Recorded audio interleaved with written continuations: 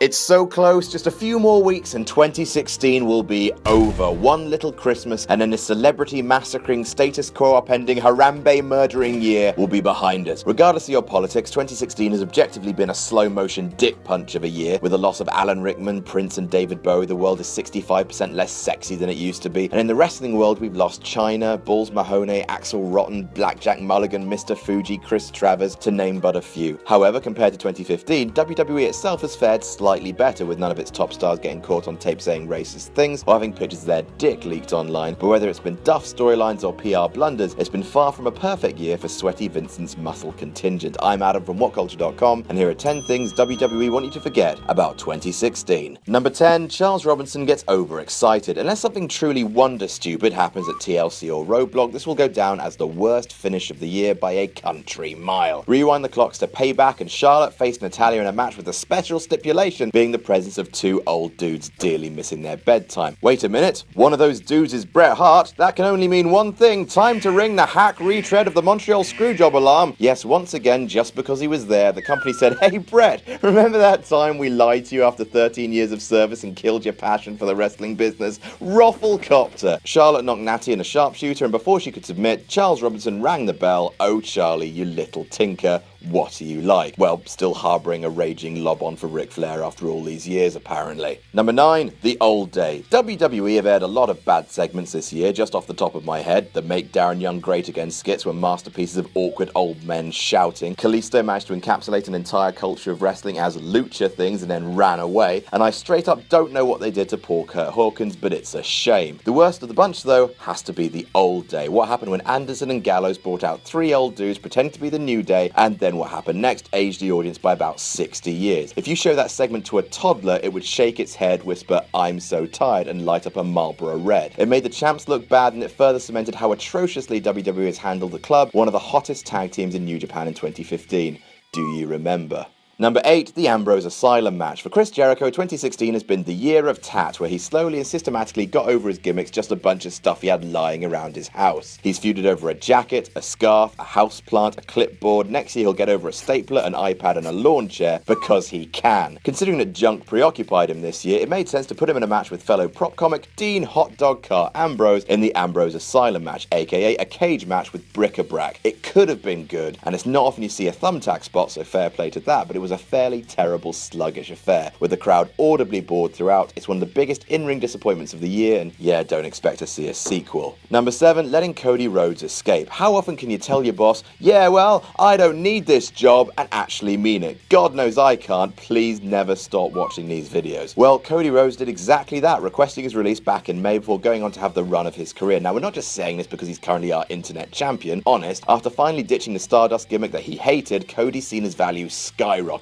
wrestling a series of matches against Kurt Angle, wrestling in Evolve, TNA, Ring of Honor. He's got dates with New Japan Pro Wrestling. Not only has he shown to a generation of talent that you don't have to be shackled to the WWE machine to get ahead, but he's also been fairly outspoken against the company in his absence, revealing his reasons for quitting in an open letter. After Rhodes left, Ryback walked away, as did Alberto Del Rio, further proof that WWE isn't the be-all and end-all for wrestlers, a lesson WWE is anxious for their stars to forget. Number 6, Titus grabs Vince. Well, now this is really weird. In February, Daniel Bryan officially retired of what will almost definitely be the company's promo of the year. However, as a bizarre little coda to that story, shortly following that Raw, the news broke that Titus O'Neil had been suspended for 60 days. Why? Well, shortly after the cameras went off the air for that Raw, Vince made to leave the ramp when Titus O'Neil grabbed his arm. Vince responded by shoving Titus hard. Fan footage showed that the two men might have been smiling. Then apparently Titus was being chivalrous, telling Vince to let Stephanie go first, or it could have been horseplay getting out of hand. But then it was announced that Titus had been suspended for 90 days and that Jamie Noble and Triple H had to talk Vince out of firing him. And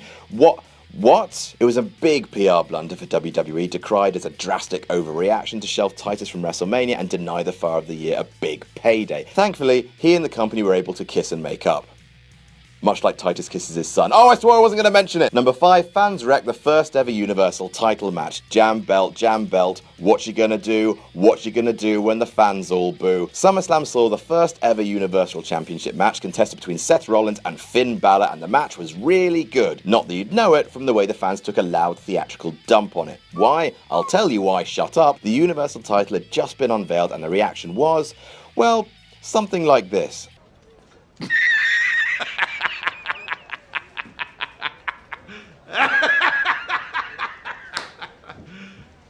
you serious? The crowd chanted, "Your belt sucks. Hey, we want a new belt," and many more available from Columbia Records. Mick Foley and Seth Rollins both tweeted about how the fans' reaction to the belt ruined SummerSlam for them, but fans couldn't hear them over the sound of their own laughter at how that belt was. Number 4, the Cruiserweights mishandled. The Cruiserweight Classic was one of the best things WWE produced in the entirety of 2016. It introduced even the knowest of the in the know to a generation of exciting new talent, told some great stories, and showcased a handful of matches that could be considered Match of the Year candidates. Then they moved the Cruiserweights to Raw, and whoops, I dropped it and now it's broken. It's like your mum making you share your 3DS with the kid at your school who wipes his ass with his hand. You just can't. Oh, stop, what are you doing to it? The sudden influx of new faces, it just didn't work with a sudden jump from the intimate Full Sail setting to a giant arena. And though 205 Live could address the storytelling issues, because Raw isn't really telling any of their stories, it's still problematic because it's going to be filmed after SmackDown finishes, when the crowd's as tired as they possibly can be. Number 3, the Shane Taker storyline was a hot mess. Trying to work out what the hell happened in the Shane Undertaker storyline going into WrestleMania is like trying to solve a puzzle with your elbows. It could be done and the pieces are all there, but it's much more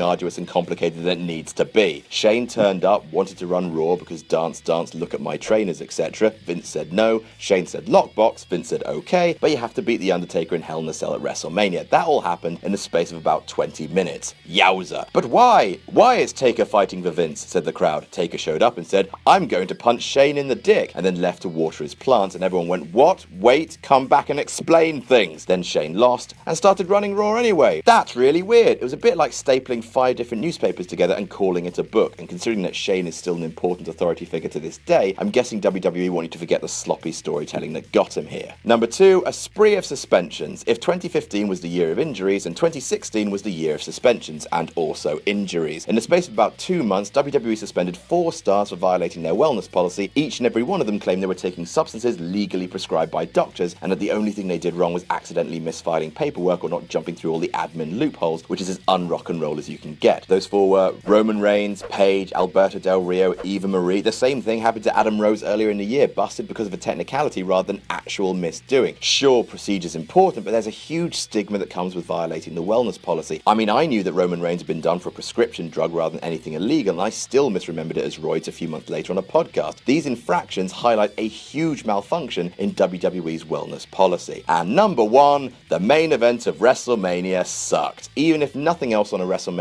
card works, the main event has to. It's the final scene of a season finale of WWE's year. It should be the match soaked in the hype of months of anticipation. Batista versus Triple H, Undertaker versus Shawn Michaels, Hogan versus Andre. With the right main event, a lackluster show becomes a classic. At WrestleMania 32, an okay show got flushed down the pan with a main event dud that 90% of fans knew was coming. After numerous attempts at telling Vince, "Sorry, but we're just not into that big dog you keep bringing to shows," after every possible alternative match was shot down, Roman Reigns versus Triple H happened, and it was so boring. I was there live, and even with the hype of live attendance, it was so boring. Mania 32 broke a number of records for WWE. They'd prefer you to focus on that, not the fact they had to mute the crowd for the main event of bloody WrestleMania. And that's our list. Did we miss any out? Tell us about it in the comments. Don't forget to like, share, and subscribe. You can follow me on Twitter here. I'm Adam from WhatCulture.com, and I'll see you soon.